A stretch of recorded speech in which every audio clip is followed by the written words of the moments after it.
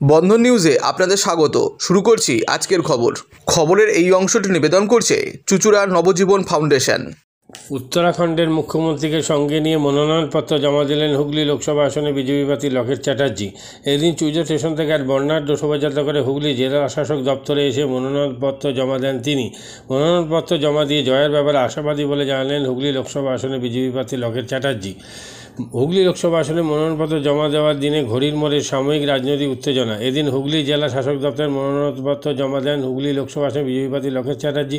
এদিন বিজেপি প্রার্থী মনোনয়নপত্র জমা দেওয়ার সময় ছিল সকাল 11টা। বিজেপির মিছিল আসতে দেরি হয়, ঘড়ির মোড়ের জটলা সৃষ্টি হয়। মনোদীপ ঘোষ, সিপিএম প্রার্থী মনোদীপ ঘোষ ও দীপশিখা ধরের মনোনয়নপত্র জমা দেওয়ার সময় ছিল 12:30। 12:30 পর সিপিএমের মিছিল জেলা শাসক এসডিও অফিসের দিকে এগোতে থাকে। সেই সময় চুঁচুড়ার ঘড়ির মোড়ে সিপিএমের ও কংগ্রেসের মিছিলের সঙ্গে বিজেপি মিছিল মুখোমুখি হয়। সেই সময় সাময়িক রাজনৈতিক উত্তেজনার সৃষ্টি হয় বলে অভিযোগ।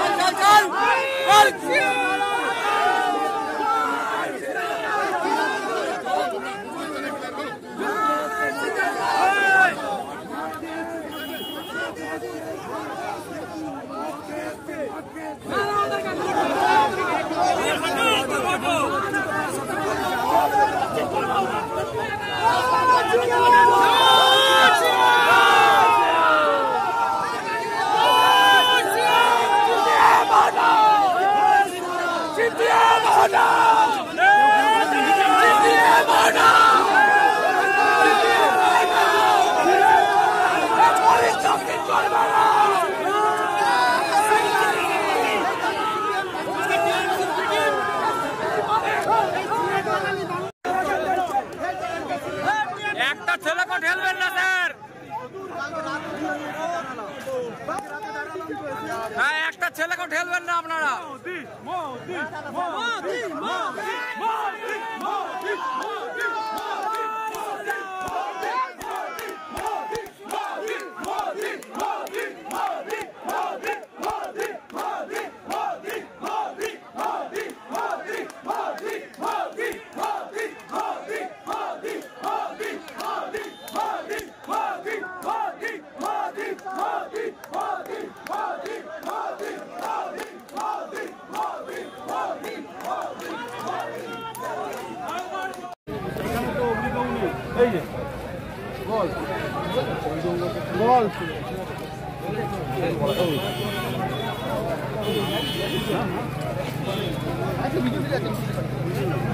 কি বললো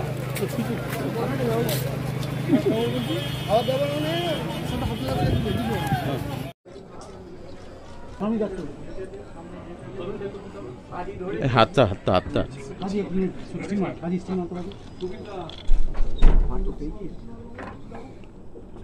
এই হাতটা তো একটু ঝুঁকি দিয়েছে।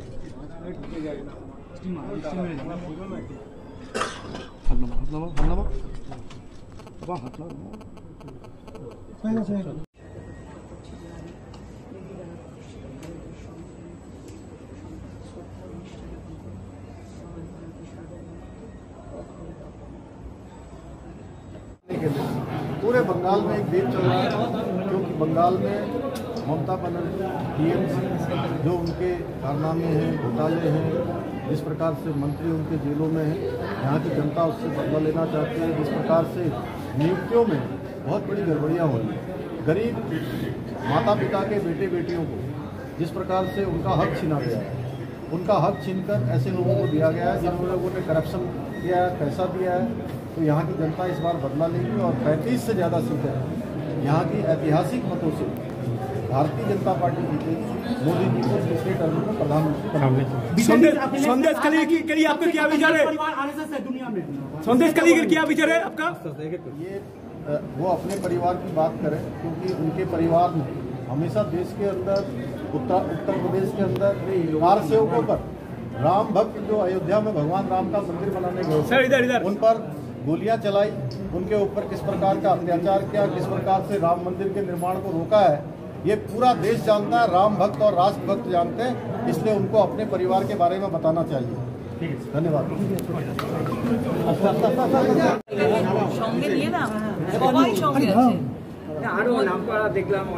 আমাদের মুখ্যমন্ত্রী এসছেন, উত্তরাখণ্ডের মুখ্যমন্ত্রী এসছেন, শ্রমিক ভট্টাচার্য এসেছিলেন, অভিজিৎ গঙ্গোপাধ্যায় মহাশয় পুরোটাই এসেছেন, কিন্তু ওনার একটা কেসের কীর্তিও আছে, সেই জন্য ওনাকে গড়ির মোড় থেকে চলে যেতে হয়েছে, পুরোটাই উনি এসছেন। এবং আমরা সকলেই, আমার পরিবার এবং আমাদের পার্টির পরিবার, আমরা মিলেমিশে একাকার, আমরা একটা মোদিজির পরিবার, আর মোদিজির পরিবার আমরা সবাই একসাথে মিলে আমরা নামাঙ্কন করেছি। দিদি, উত্তরাখণ্ডে কিন্তু সিএ লাগু হয়ে গেছে, এইখানকার মুখ্যমন্ত্রী তার বিরোধিতা করছেন, কি বলবেন? এখানকার উত্তরাখণ্ডে সিএ লাগু হয়ে গেছে অলরেডি, কিন্তু এইখানকার মুখ্যমন্ত্রীর বিরোধিতা করছেন। মুখ্যমন্ত্রী তো এটাকে ভুল বোঝাচ্ছে।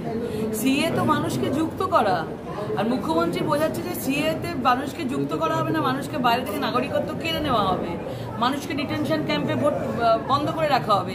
মুখ্যমন্ত্রী তো ভুল বোঝাচ্ছে। এবং উত্তরাখণ্ডে যেভাবে এই মুখ্যমন্ত্রী ধামিজি কাজ করছেন তা অত্যন্ত প্রশংসনীয়। এবার আপনারা লোকসভার ফলেও সেটা দেখতে পাবেন যে 5-এ 5 থাকবে উত্তরাখণ্ড।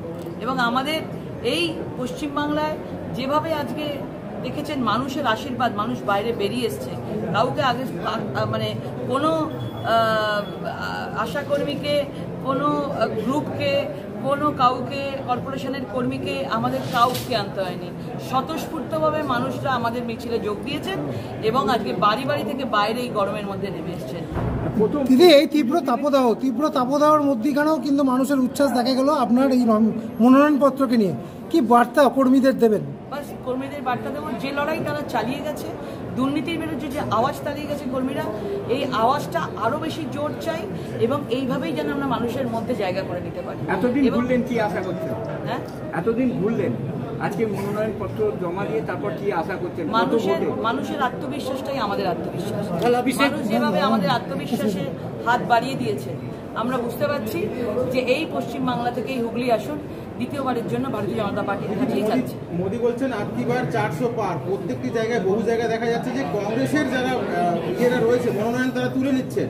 এইভাবেই কি 400 পার হবে? দেখুন, সবথেকে বড় কথা যে এখন কংগ্রেসকে এত বিশ্বাস করতে পারছে, যেভাবে একের পর এক কেলেঙ্কারি, কেজরিওয়ালের কেলেঙ্কারি, কংগ্রেসের কেলেঙ্কারি সামনে আসছে, কংগ্রেসের নেতাগুলো ভাবছে পরিবারতান্ত্রিক থেকে আমাদের বেরিয়ে আসতে হবে। পরিবারবাদ, গান্ধী যে পরিবারবাদ চালিয়ে যাচ্ছেন, রাহুল গান্ধী, তারপরে প্রিয়াঙ্কা গান্ধী, তার আগে সোনিয়া গান্ধী, রাজীব গান্ধী, ইন্দিরা গান্ধী, এই পরিবারটা ছাড়া কিন্তু আর কেউ তার মধ্যে যুক্ত হতে পারবে না।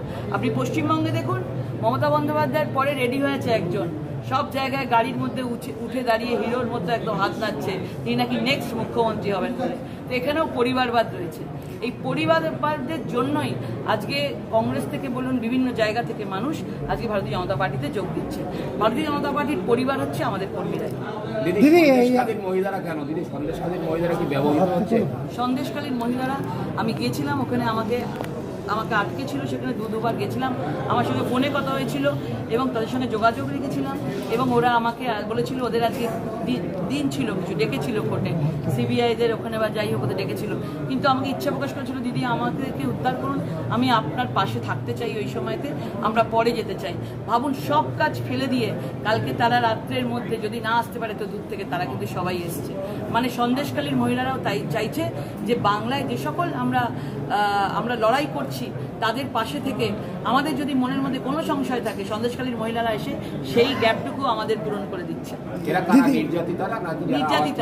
নির্যাতিতারা যারা আওয়াজ তুলেছিলেন ওইখানে থেকে সাধারণ ঘরের মহিলারা আমাদের পাশে এসছে। দিদি, আজকে কিন্তু প্রাক্তন, এখানে 5 জন এসেছিলেন দিদি প্রাক্তন বিচারপতি অভিজিৎ গঙ্গোপাধ্যায় কিন্তু আপনার সমর্থনে এলো।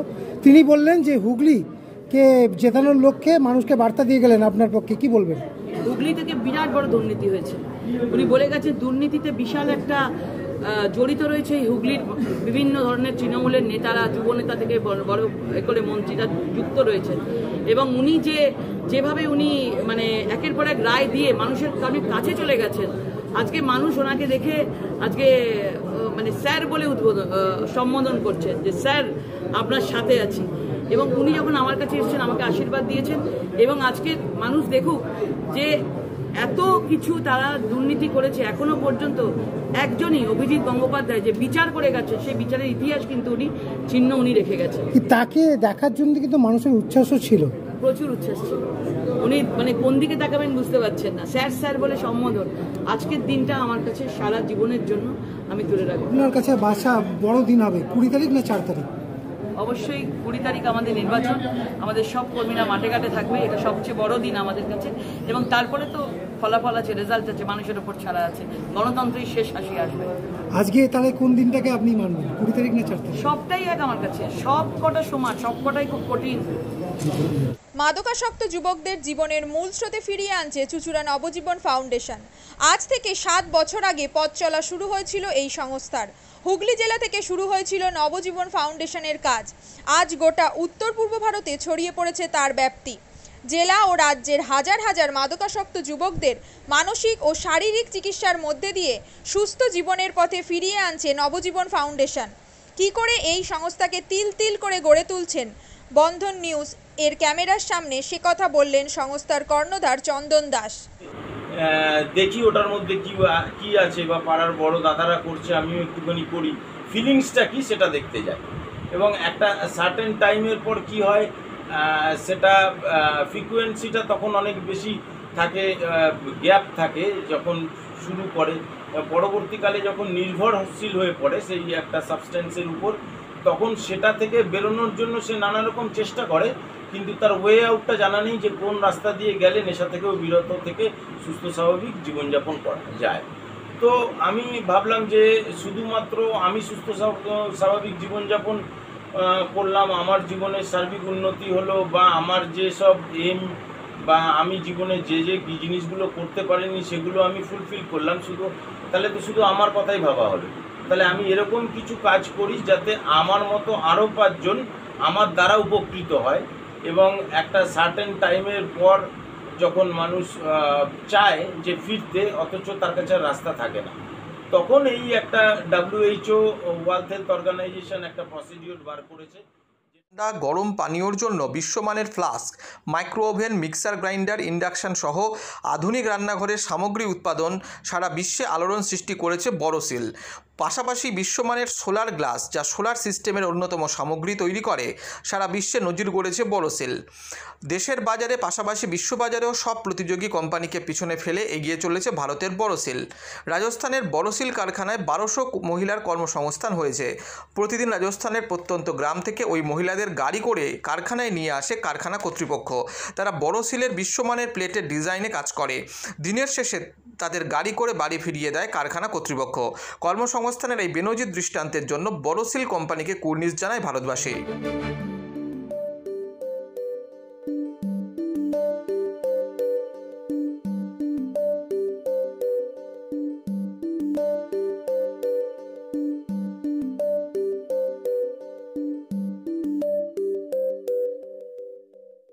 At Borosil, our products touch our customers' lives in many ways.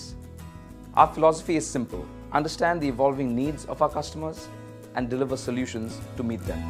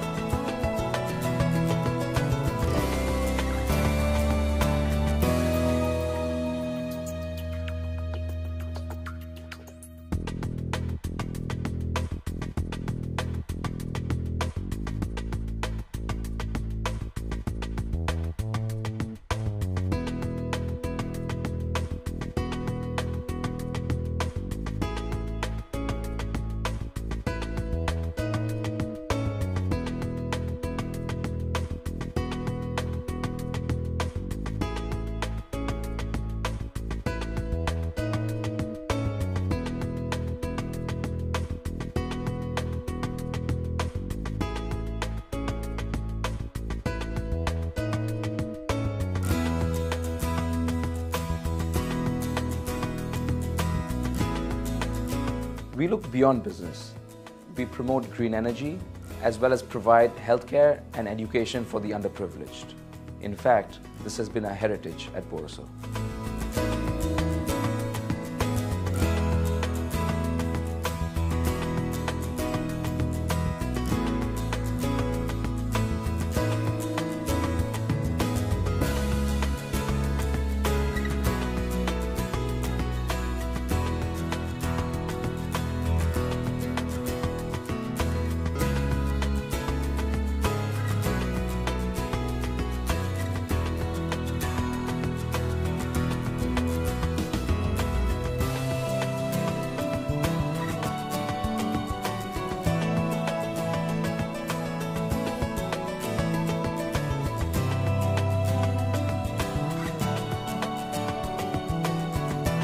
Our products are developed with innovation and thought. It is technology emboldened by the human spirit.